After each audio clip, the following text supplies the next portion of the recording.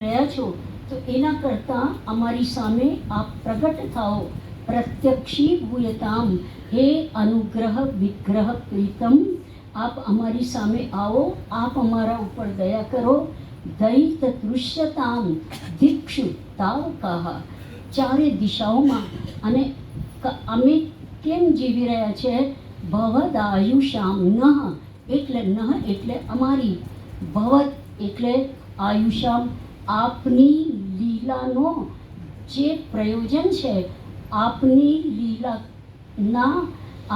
લીલાનો જે આયુષ્ય છે, એટલે આપની જેટલી લીલા છે તે લીલાને પૂર્ણ કરાવવા માટે અમે વ્રજમાં દાસી તરીકે યા તો આપના પ્રેમી તરીકે અમે આ લીલામાં જોડાયા છીએ. અને અમારો આયુષ્ય એટલો જ છે.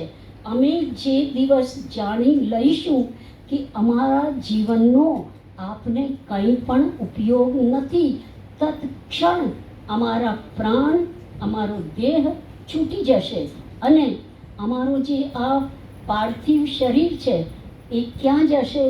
જે માર્ગ ઉપર આપ પધારતા હશો એ પૃથ્વીના અંશમાં મળી જશે. પછી હવે આપણો ગણો પૃથ્વી અપ.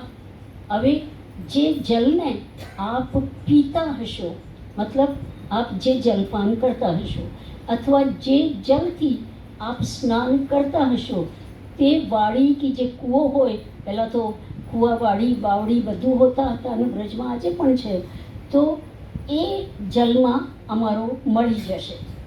તો પૃથ્વી અપ. હવે તેજ, જે દર્પણમાં આપ મુખ જોતા હો તો એ તેજ એ દર્પણમાં સમાઈ જાય. પૃથ્વી અપ તેજ.